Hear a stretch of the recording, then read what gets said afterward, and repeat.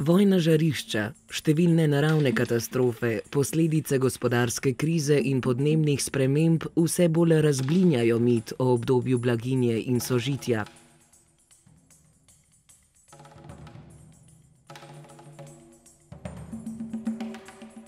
Čeprav nam sodobna tehnika omogoča, da smo med seboj vse bolj povezani, nas razlike med bogatimi in revnimi vse bolj razdvajajo.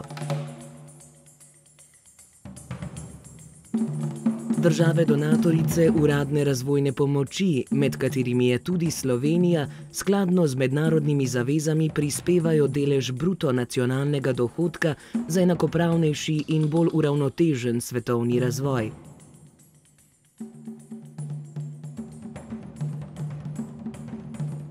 Dosegati razvoj pomeni širjenje človeških potencialov in človekovih svoboščin, kar je bistveno več kot le povečevanje dohodkov. Razvoj ni mogoč brez odpravljanja revščine, nepismenosti, lakote in bolezni. Ko pride do nasilnih spopadov, nespoštovanja načel pravne države in kršenja človekovih pravic, je oviran ali zaustavljen. Posledice neenakopravnega in neuravnoteženega razvoja pa ogrožajo mir, stabilnost in varnost v svetu. Nevladne organizacije so pomemben izvajalec projektov, ker lahko v sodelovanju z lokalnimi partnerskimi organizacijami dosežejo najranljivejše dele prebivalstva na posameznem območju. Izvajajo aktivnosti, ki izboljšujejo zdravje, izobrazbo in druge življenjske pogoje lokalnega prebivalstva, kar močno vpliva na dolgoročni razvoj države. Slovenske nevladne organizacije z različnimi projekti poskrbijo, da načrtovani ukrepi iz besed na papirju zaživijo v praksi. Vsak zemljan bi namreč moral imeti enake možnosti za razvoj svojih sposobnosti.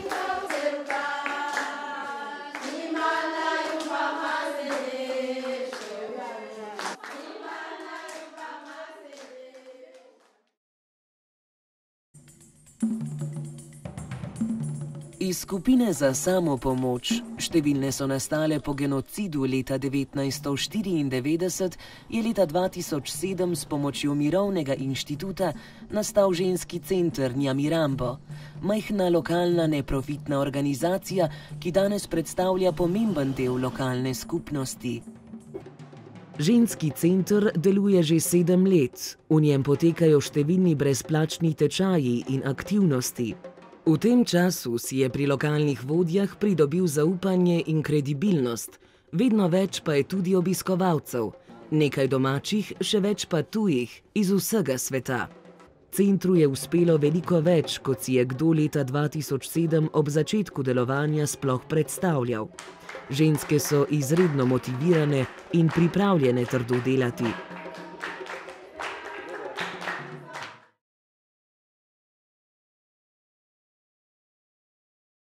Glavni cilj projekta, knjižnice, temelj bralne kulture in vir znanja, v katerem so bile ustanovljene 4 knjižnice v podeželskih šolah, je bil omogočiti učiteljem, učencem in lokalni skupnosti dostop do knjig in potrebnih informacij.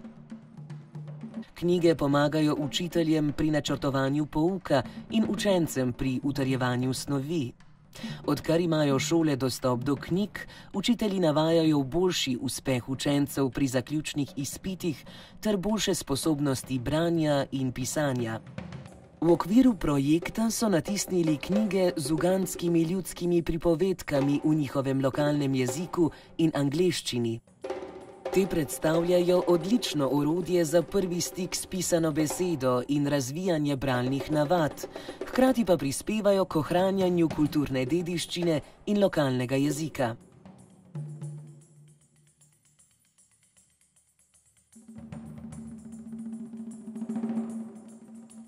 Projekt Moč Batwa žensk z novim znanjem do boljšega položaja ljudstva Batwa na jugozahodu Ugande se izvaja v 3 skupnostih, kjer živijo pripadniki ljudstva Batwa v okrožju Kabale na jugozahodu Ugande.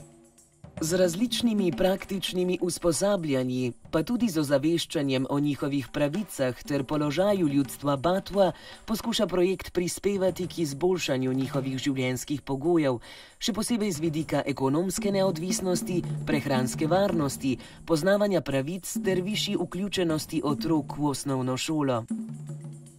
Ljudstvo Batua se počasi navaja na nov način življenja v novem okolju, a se še vedno srečujejo z izzivi. Še vedno so pogosto izkoriščani in predvsem dekleta in ženske uživajo najmanj pravic znotraj skupnosti ter v širši družbi.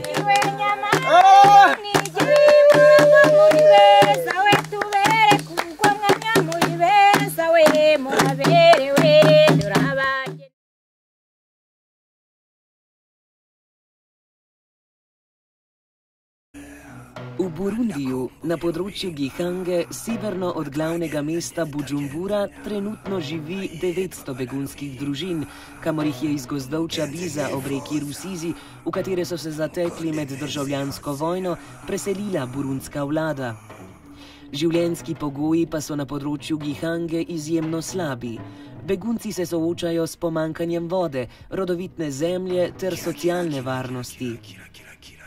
Adra Slovenija se je v letu 2014 tako odločila pomagati tamkajšnjemu revnemu prebivalstvu in omogočila pogoje za izgradnjo 2 vasi. Hiše, ki družinam omogočajo boljše bivalne in zdravstvene razmere, si prebivalci zgradijo iz lokalno proizvedenih opek ali pa so skeletne gradnje. Poleg hiše vsaka družina iz prispevka, ki ga za projekt nameni posamezni donator, prejme še poljedelski paket, ki ga sestavlja 20 kg semen za sejanje in prehranjevanje ter poljedelsko orodje. Del sredstev pa je namenjenih za nakup šolskih potrebščin. Adra si v bodoče želi pomagati čim večjemu številu beguncev in izgraditi naselje, ki ga ne bi pestila lakota, temveč bi v njem lahko družine svoje pridelke tudi prodajale. Otroci pa zaradi pomankanja ne bi bili prisiljeni delati, temveč bi se lahko redno šolali.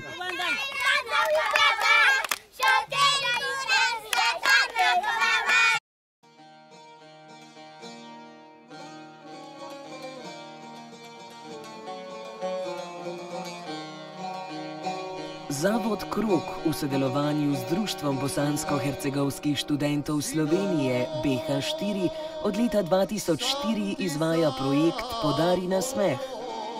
Njegova glavna aktivnost je rehabilitacija socialno ogroženih osnovnošolskih otrok in ostale humanitarne aktivnosti za otroke iz Slovenije in jugovzhodne Evrope.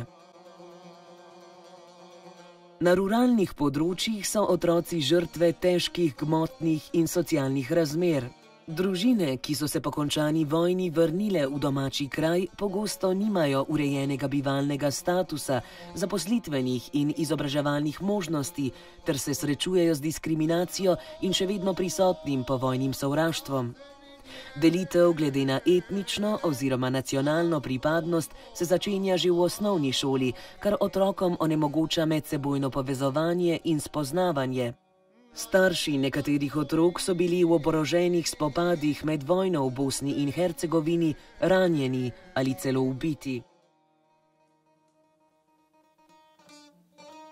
Poplave maja 2014, ki so bile najhujše v zadnjih 120 letih, so v Bosni in Hercegovini uničile javno infrastrukturo in domove. Številne družine so ostale brez strehe nad glavo, šole pa zaradi sanacij ne morejo nadaljevati s poukom. Slovenija je bila med prvimi, ki je priskočila na pomoč. Zavod Krog se je med drugim osredotočil na obnovo osnovnih in srednjih šol v Maglaju ter obnovo centrov za otroke s posebnimi potrebami v Bosni in Hercegovini.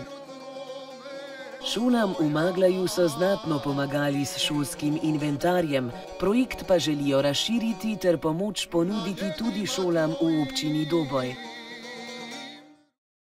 Osmijeh Gračanica je organizacija, ki je bila leta 1996 ustanovljena po vzoru slovenske filantropije.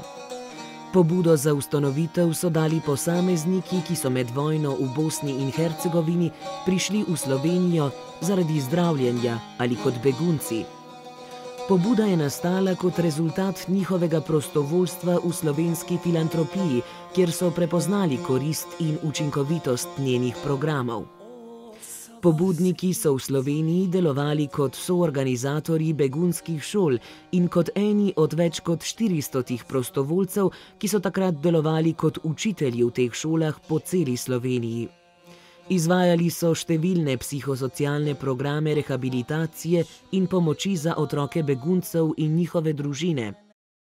Osmjeh izvaja tudi različne druge projekte, ki prispevajo k promociji in zaščiti človekovih pravic, izboljšanju življenja prikrajšanih skupin in skupnosti na splošno.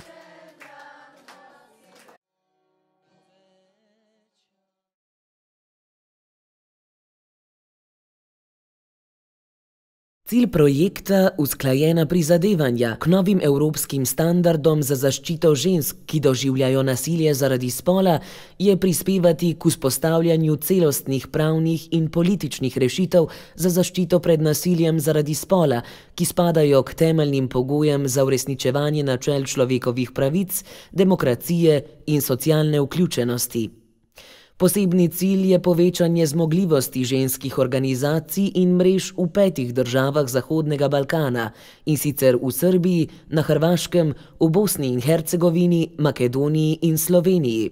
Projekt se posveča analizi, spremljanju in zagovorništvu na področju varstva žensk zaradi nasilja na podlagi spola, z namenom po dolgoročnem regionalnem sodelovanju, učenju, prenosu izkušenj in dobrih praks iz Evropske unije.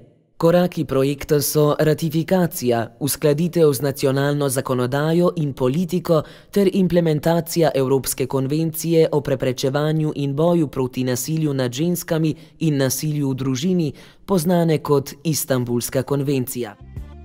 Večplastni izzivi sodobnega časa, predvsem neugodne finančne in gospodarske razmere, posledično množične migracije ter spoprijemanje s posledicami podnebnih sprememb krepijo zavedanje mednarodne skupnosti o pomenu globalnega trajnostnega razvoja, še posebej v državah v razvoju.